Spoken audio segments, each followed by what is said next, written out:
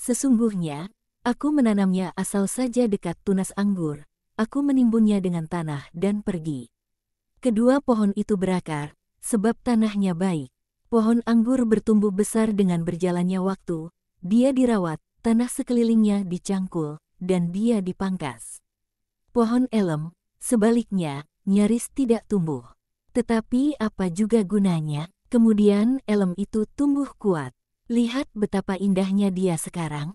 Apabila aku datang kemari, dari kejauhan aku dapat melihat puncaknya tegak menjulang bagai sebuah menara dan dia tampak bagai panji-panji dari kerajaan kecilku.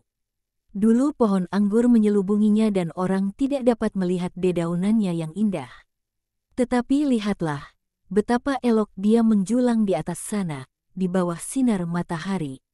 Dan betapa elok batangnya, tegak dan kokoh. Pohon itu akan dapat menopang pohon anggur ini selama bertahun-tahun, bahkan meski dia menjadi pohon-pohon anggur seperti yang diambil oleh para penjelajah Israel dekat sungai anggur. Sebaliknya, dia membunuhnya, dia menaklukkannya. Semuanya sudah benar bagi pohon anggur untuk hidup. Tanah, tempatnya, cahaya, sinar matahari, perawatan yang kau berikan padanya. Tetapi pohon elem membunuhnya. Dia menjadi terlalu kuat. Dia menjerat akar-akar pohon anggur dan mencekiknya. Dia merampas semua air tanah. Dia menghalanginya bernapas dan menerima cahaya yang dibutuhkan. Tebanglah pohon kokoh yang tak berguna ini segera, dan pohon anggurmu akan hidup kembali. Dan dia akan hidup kembali bahkan dengan terlebih baik jika kau dengan sabar menggali tanah untuk membongkar akar-akar pohon elem dan lalu memotongnya. Demi memastikan bahwa akar-akar itu tidak bertunas. Percabangan-percabangan terakhir mereka akan membusuk di tanah, dan begitu mati mereka akan menjadi hidup, sebab akan menjadi pupuk, suatu hukuman yang pantas atas keegoisannya. Bakarlah batangnya, lalu manfaatkanlah. Sebatang pohon tak berguna yang membahayakan hanya baik dijadikan kayu bakar, dan dia harus dienyahkan supaya semua makanan dalam tanah dapat diperuntukkan bagi tanaman yang baik dan berguna. Milikilah iman akan apa yang aku katakan padamu dan kau akan gembira. Tetapi, siapakah kau? Katakan padaku supaya aku dapat memiliki iman. Aku adalah yang bijaksana. Dia yang percaya kepadaku akan selamat. Dan ia pun pergi. Si petani agak bimbang. Kemudian dia berbulat hati dan dia mengambil gergaji. Dan dia memanggil teman-temannya untuk menolongnya. Apa kau gila? Kau akan kehilangan keduanya baik pohon elem maupun pohon anggur. Aku akan memotong hanya puncaknya saja, guna memberikan ruang udara pada pohon anggur. Tetapi, tidak lebih. Pohon anggur harus punya penopang. Kau akan melakukan suatu pekerjaan yang tak berguna. Aku heran siapakah gerangan ia. Mungkin orang yang membencimu, tanpa kau menyadarinya. Atau seorang gila, dan selanjutnya. Aku akan melakukan apa yang dikatakannya kepadaku. Aku memiliki iman kepadanya, dan dia menebang pohon elem itu hingga ke akarnya. Dan belum puas, dia membiarkan terekspos akar-akar dari kedua tanaman dalam suatu lingkaran luas sekelilingnya. Dan dengan sabar dia memotong akar-akar pohon elem.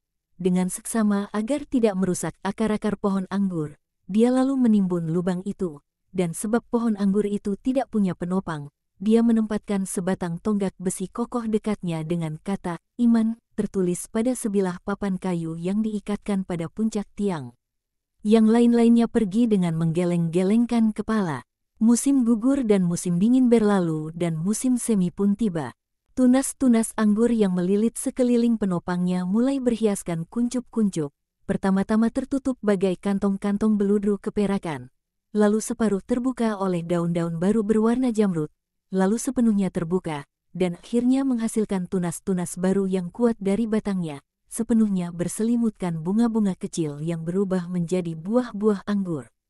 Ada lebih banyak berkas-berkas anggur daripada daun-daunnya, dan dedaunannya lebih besar, lebih hijau, lebih kuat. Berukuran 2 kali atau 3 kali atau lebih banyak tandannya. Dan tiap-tiap berkas syarat dengan buah-buah anggur mengagumkan yang tebal dagingnya dan banyak airnya. Dan sekarang apa katamu? Apakah pohon elem itu adalah penyebab layunya pohon anggurku atau bukan? Apakah yang bijaksana benar atau tidak? Apakah aku benar atau tidak dalam menuliskan pada papan itu? Iman, kata si petani kepada teman-temannya yang tercengang. Kau benar, kau bahagia sebab kau punya iman dan kau dapat menghalau masa lalu dan mengabaikan informasi salah yang diberikan kepadamu. Itulah perumpamaannya. Sehubungan dengan perempuan yang tidak menghasilkan air susu, itulah jawabnya. Lihatlah ke arah kota. Mereka semua berpaling dan melihat si perempuan yang tadi. Dia berlari-lari ke arah mereka. Dan meski dia berlari, dia tidak melepaskan bayinya dari payudaranya yang sekarang penuh air susu, yang dihisap oleh si bayi dengan rakusnya hingga nyaris membuatnya tersedak. Perempuan itu baru berhenti ketika dia berada di depan kaki Yesus, di depan siapa dia melepaskan bayinya dari puting susunya sejenak. Seraya berseru, terpujilah ia, kiranya dia boleh hidup untukmu. Sesudah itu Yesus kembali berbicara, dan kamu sudah punya jawaban atas asumsimu yang berbeda-beda atas mukjizat itu. Akan tetapi, perumpamaan itu memiliki makna yang terlebih luas dari episode singkat tentang iman yang beroleh ganjaran.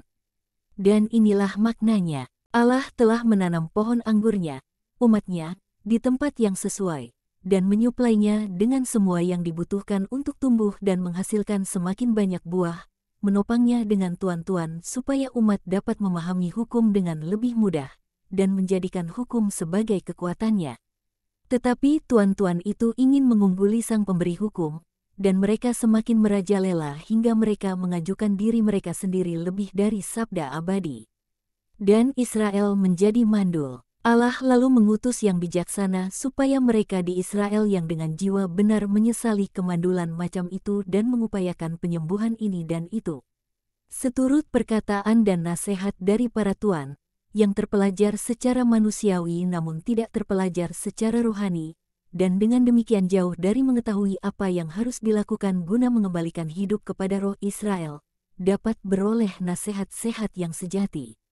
Tetapi, apakah yang terjadi? Mengapakah Israel tidak pulih kekuatannya dan menjadi energi seperti pada masa keemasan kesetiaannya kepada Allah? Sebab nasihatnya adalah, enyahkan segala parasit yang telah tumbuh merusakkan apa yang kudus. Hukum 10 perintah Allah, sebagaimana ia diberikan, tanpa kompromi, keraguan, kemunafikan apapun. Enyahkan guna memberikan udara, ruang, makanan pada anggur, pada umat Allah. Dan suatu penopang yang kuat, tegak, kokoh, unik, dengan nama yang secemerlang matahari, iman. Tetapi nasihat itu tidak diterima. Aku, oleh karenanya, mengatakan kepadamu bahwa Israel akan binasa, sementara dia masih dapat hidup kembali dan memiliki kerajaan Allah jika dia percaya dan melakukan perubahan dan mengubah dirinya dengan sungguh-sungguh. Pergilah dalam damai dan Tuhan besertamu.